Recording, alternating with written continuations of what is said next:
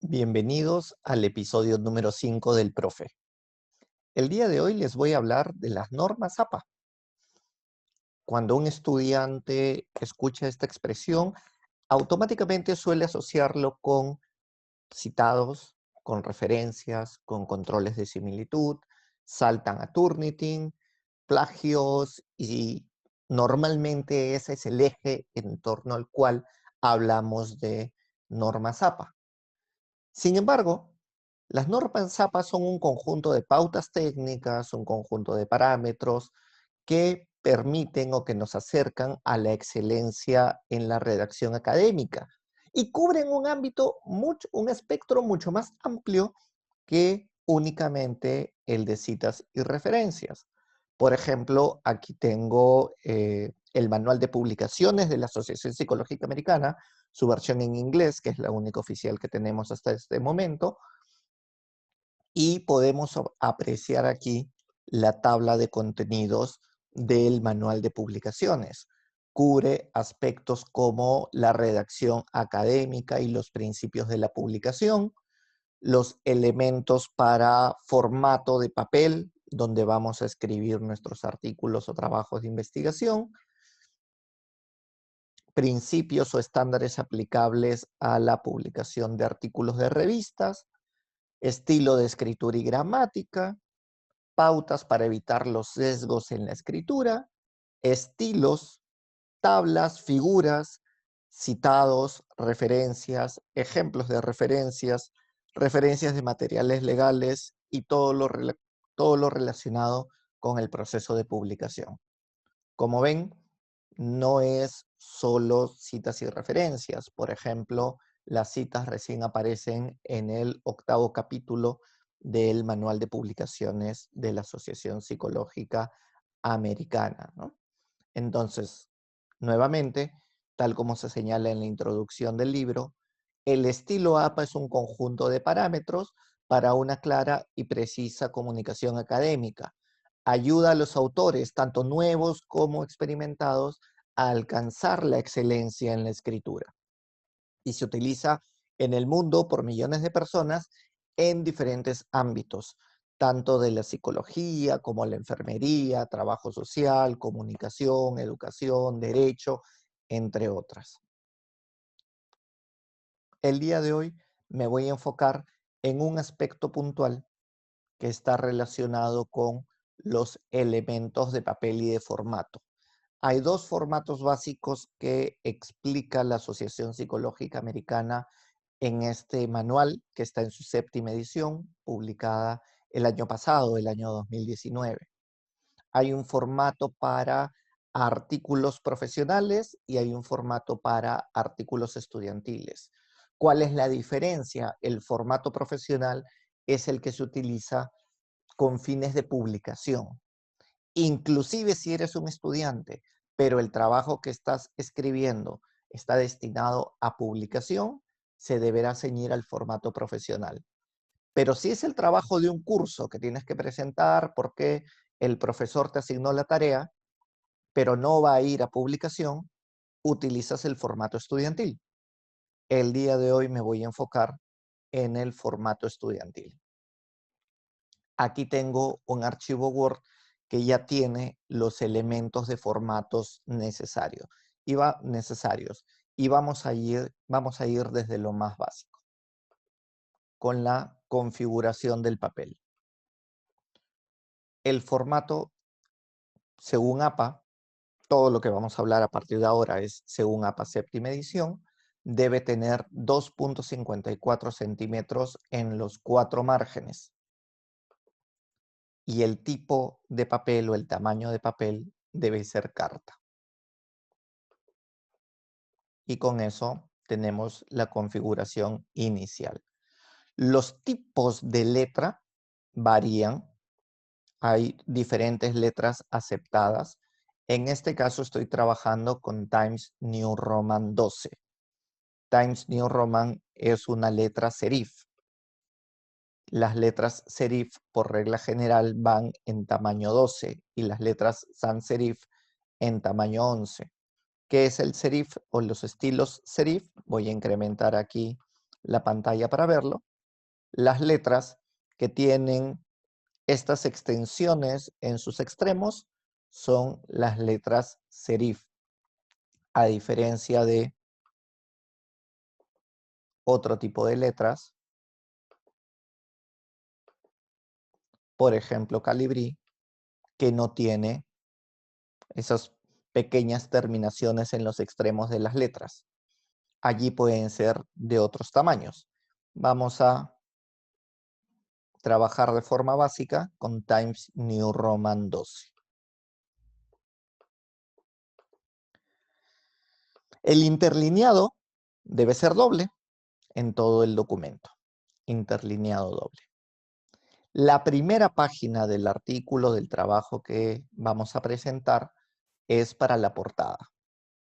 La numeración de todo el trabajo comienza en la primera página, incluye la portada y se coloca en la esquina superior derecha del documento. Como ven aquí, todas las páginas ya tienen una numeración correlativa. Luego, dejando 3 o 4 líneas en blanco desde el inicio del documento, vamos a colocar el título del artículo. El título del artículo debe llevar mayúscula inicial en cada palabra fuerte del mismo. Aquí hay una peculiaridad en la séptima edición. Se ha eliminado el límite que existía de 12 palabras máximo para el título. Igual hay que procurar la brevedad en los títulos, pero APA ya ha eliminado ese requisito de que no debía exceder de 12 palabras el título. Luego del título tenemos el nombre del autor, en el orden que está indicado acá. El prenombre, si hay un segundo nombre con su inicial, primer apellido, segundo apellido. El guión, para nuestro caso, es opcional y tiene por finalidad lograr que no se confundan los sistemas informáticos. Ese es mi nombre. Si lo coloco sin guión, como los sistemas están pensados para el mundo anglosajón, los sistemas van a identificar que mi apellido es Franco y que mis dos primeros nombres son Gabriel Ravelo. Cuando Gabriel es mi único nombre, mi prenombre, mi primer apellido es este, mi segundo apellido es este. Cuando borro el espacio y lo sustituyo por un guión, ya los sistemas van a reconocer que Ravelo Franco es el apellido. Si tuviera un segundo nombre, por ejemplo Jorge, quedaría allí. Si hay varios autores, se escribe en una línea distinta cada uno de los autores. La afiliación institucional, que es el nombre de la universidad en la cual estás estudiando. La asignatura, que es el curso, la materia para la cual presentas el trabajo, el nombre del profesor y la fecha de entrega del trabajo. Y esos son todos los datos obligatorios en un formato estudiantil, en un formato APA estudiantil. Luego hacemos un salto de página y el texto del trabajo comienza en la segunda página. Y tenemos que repetir el título del trabajo tal como aparece en la primera página. Luego viene la introducción. Se pueden dar cuenta aquí que no hay un título de introducción. ¿Por qué no se coloca? Porque se entiende que lo primero que va después del título es la introducción. Ya sería redundante o innecesario colocarlo. Y aquí ya vamos a ver cómo se redacta el texto. El texto se tiene que escribir alineado a la izquierda. Muchas instituciones prefieren el justificado. Si tu universidad te pide texto justificado, haces todos los ajustes que la universidad te pida. Pero según las normas APA, el texto es alineado a la izquierda. Además,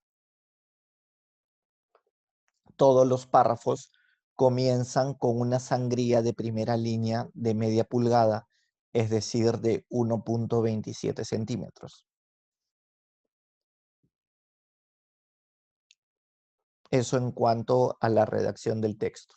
Ahora, en cuanto al contenido de la introducción, normalmente en un artículo, en un trabajo, la introducción cumple tres funciones: presentar al lector el tema desarrollado en el artículo, precisar los conceptos que son necesarios para evitar ambigüedades y explicitar el objetivo de el trabajo, de la investigación que vamos a llevar.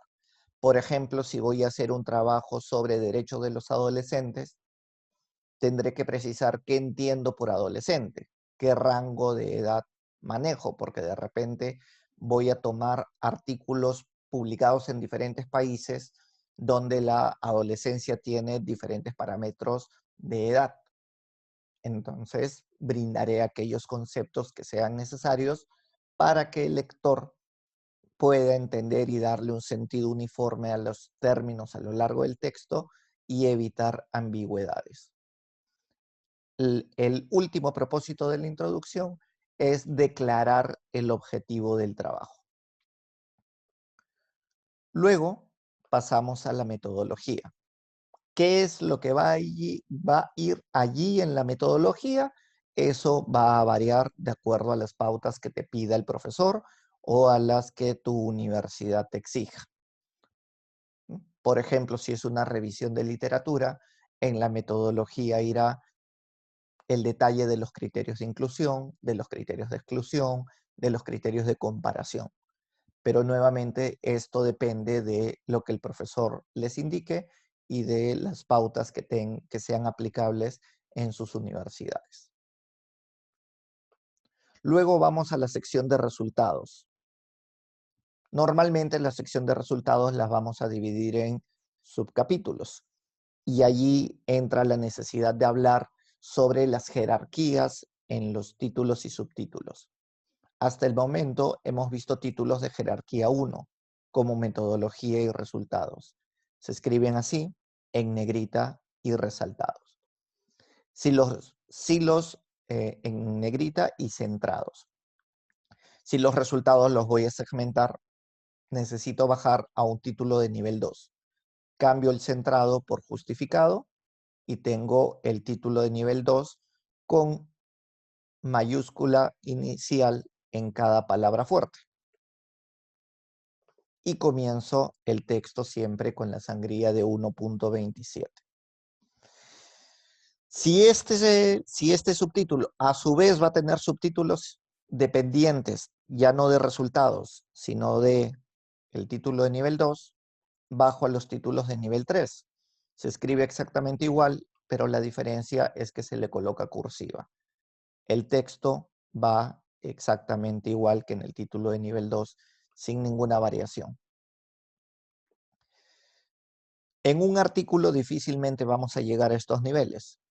En trabajos más complejos como informes finales de tesis, sí llegaremos a niveles 3, 4, incluso 5.